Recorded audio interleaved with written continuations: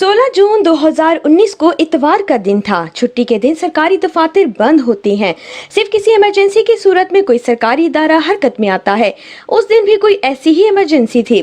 इतवार के दिन ISPR ने एक प्रेस रिलीज जारी की जिसमें बताया गया कि ISI के सरबराह लेफ्टिनेंट जनरल आसिम मुनीर को हटाकर इनकी जगह लेफ्टिनेंट जनरल फैज हमीद को इदारे का नया सरबराह मुकर्रर कर दिया गया है।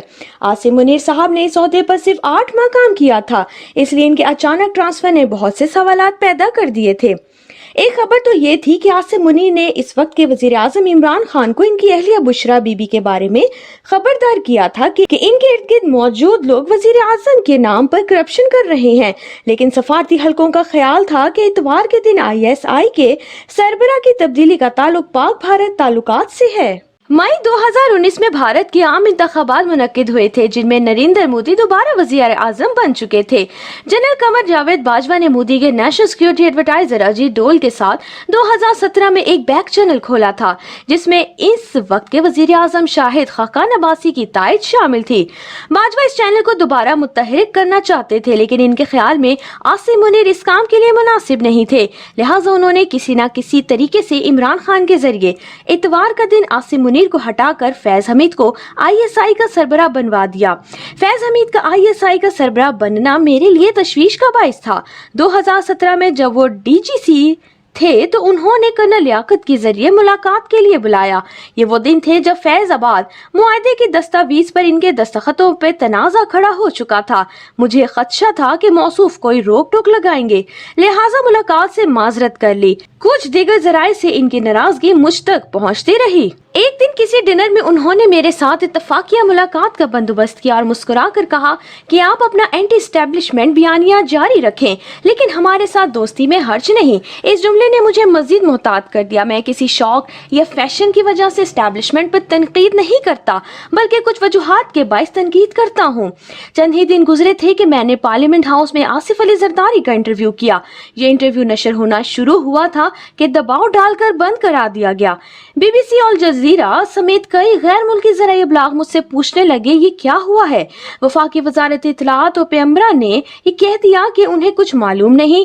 DG ISPR आसिफ गफूर ने भी ऐलान ला ताल्लुकी कर दिया। पता चला ये काम फैज हमीद साहब का है और वो तरदीद करने की बजाय कहते हैं जो भी हुआ वजीर आजम इमरान खान के हुक्म से हुआ। DG ISI बनने के बाद फैज हमीद ने पाकिस्तानी मीडिया को मार्शल लॉ अदवार की याद दिला दी। बज़ाहिर वो सब कुछ इमरान खान के लिए कर रहे होते थे, लेकिन हकीकत में बाजवा और फैज अपने एजेंडे के तहत मीडिया के जरिए इमरान खान से अपनी मर्जी के फैसले कराने की कोशिश करते। जनरल फैज के DG ISI बनने के फौरन बाद 5 अगस्त 2019 को भारत ने मकबूजा जम्मू कश्मीर की खसूसी हैसियत खत्म कर दी। इस वाक़ये के बाद इमरान खान ने भारत की शदीद मजम्मत शुरू कर दी और बाजवा ने फैज के जरिए अजीत डोल के साथ मेल मुलाकातें शुरू कर दी। पाकिस्तान में मौजूद सैयद अली गिलानी ने एक नुमाइंदे को इन मेल मुलाकातों की खबर हो गई। इससे सवालात उठाने शुरू किए। इसके साथ गुंडागर्दी की गई। सीनियर कानूनदान अकरम शेख एक किताब लिख रहे थे जिसमें जनरल ज़हीर और जनरल फैज का भी जिक्र था। इनके घर डकैती कराई गई और डाकू इनकी किताब को मुसविदा ले गए। बाद में जनरल बाजवा ने शेख साहब से माजरत की। जुलाई 2020 में सहाफी मतियुल्लाह जान को अगवा किया गया। अप्रैल 2021 में अबसार आलम पर गोली चलाई गई। मई 2021 में सहाफी असतूर के घर में घुसकर इन पर तशद्दुद किया गया। इन सब ने ISI को मुर्दे इल्जाम ठहराया। असतूर पर हमले के बाद मैंने नेशनल प्रेस क्लब इस्लामाबाद के बाहर सख्त तकरीर कर दी तो मुझ पर पाबंदी लगा दी गई। पाबंदी के बाद मैंने वॉशिंगटन पोस्ट और DW उर्दू में कॉलम लिखना शुरू किया तो फैज हमीद ने 3 मुख्तलिफ जराए से पैगामात भेजे कि असदुर पर हमले में इनका कोई हाथ नहीं। मैंने जवाब भेजा कि आप मुल्जिमान को पकड़ लें क्योंकि वो CCTV कैमरों में नजर आ रहे हैं, मामला खत्म हो जाएगा। एक दिन कुछ सहाफी दोस्त मेरे पास आए और कहा कि असदुर पर हमला करने वाले मुल्जिमान पकड़े गए हैं। अब आप फैज साहब के साथ मामला तय करें ताकि आप पर पाबंदी खत्म हो जाए।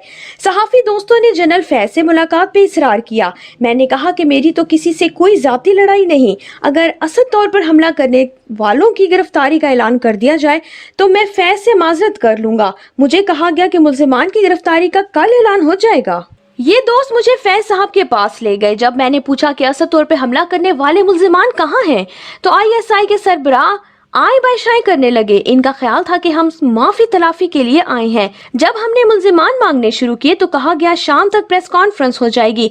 वो प्रेस कॉन्फ्रेंस कभी ना हुई। मैं अपने जाती तजर्बे की रोशनी में समझता हूँ कि फैज साहब की सबसे बड़ी खूबी भी झूठ बोलना थी और सबसे बड़ी खामी भी झूठ बोलना थी।